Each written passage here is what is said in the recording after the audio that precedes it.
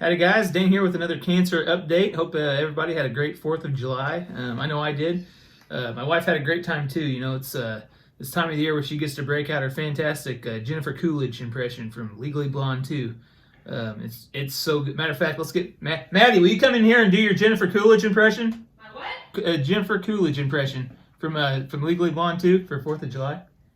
You look like the 4th of July. Makes me want a hot dog real bad. Isn't that good? Okay, now do your Lisa Simpson impression. Dad, hide your shame. So good. Now do your Danny DeVito impression. I throw trash all over the ring, and then I start eating garbage. We're going to insert Danny DeVito actually doing a thing in there, so this is not real. But those first 2 impressions were great. This is my Uncle Joe. This is my dad's younger brother. He's out here helping me get to my appointments. And he's actually a farmer from southern Indiana, so the target market for this video is for our friends and family back home in Gibson County. Matter of fact, when people heard Joe Kissel was going to be my next update guest, the farm questions started coming in. So, Joe, if you don't mind, I'm going to read some of these here. Let's see.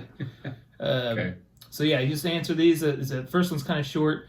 Let's see. First ag-related question. Hey, Joe, longtime cancer video update watcher, first time writing in. I understand corn is your main crop you produce. Here's my question. Do you specialize in taking the corn from the tree itself and taking it off the knob? I think he meant to say cob. And once the corn is off the knob, he said knob again, so I must not know the difference. Are you able to use the corn kernels to plant more corn trees, or do you haul it straight from the grain escalator? I think he meant to say elevator.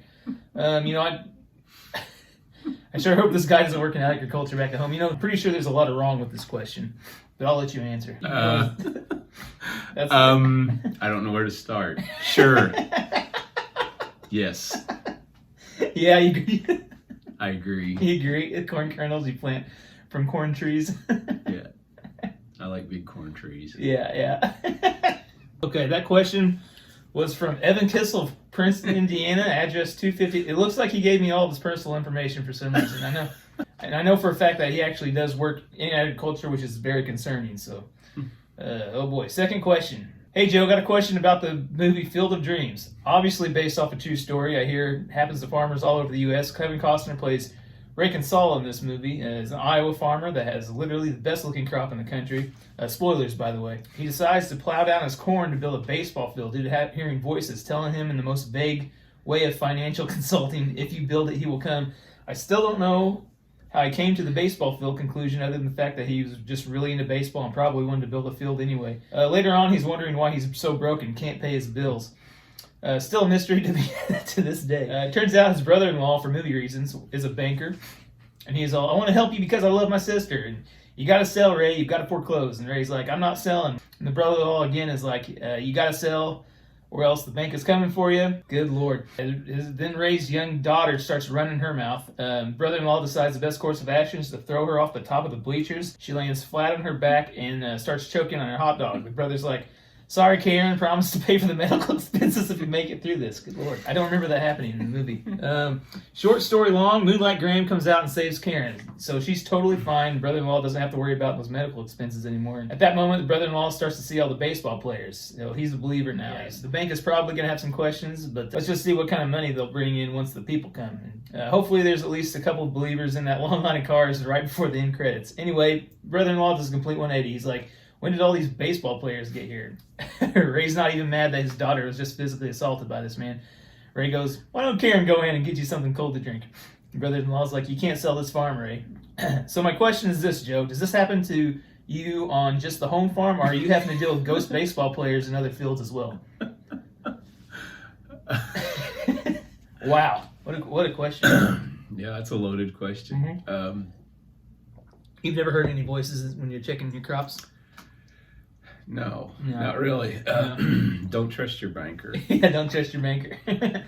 All right, so that question is once again from Evan Kissel, and so these are not serious questions, so I should have screened these a little better. Well, anyway, next topic, you bet. My cancer. So I had blood work last Friday, and came back the next day, and it's looking really good, especially my CEA level, which from my understanding is, let me see if I can pronounce this right. Maddie, I might need you to help me come and pronounce this. Carcinoembryonic antigen. Carcinoembryonic Carcino antigen. Antigen, got it. It's a protein that the cancer creates, and from a typical person without cancer, it's usually around 2. When all this started, mine was over 400. And after just 2 rounds, it went down to like 197, and then the blood work that just came back the other day is I got it at 58, so that's really good news. This past Monday was my 6th infusion, and it went way better than I thought. They gave me extra drugs that helped with my side effects. They let Joe stay with me for the last half hour, which is about when the side effects usually hit. It still sucked, but it wasn't as bad as it usually is. And Joe drove me home, and I rested and watched MasterChef until the symptoms went away, and I feel pretty good today. So that all was yesterday. And I mentioned in the last video that my next CT scan will be coming up. The earliest I was able to schedule it was this Thursday, July 15th. So we'll see where we're at. My oncologist seems to think I have pretty high hopes with the chemo is doing its job, and hopefully I'll get the results within a couple days. So I'll probably do a quick follow-up video sometime next week when we get more info. So other than that, I want to sincerely thank everybody that's donated to the GoFundMe.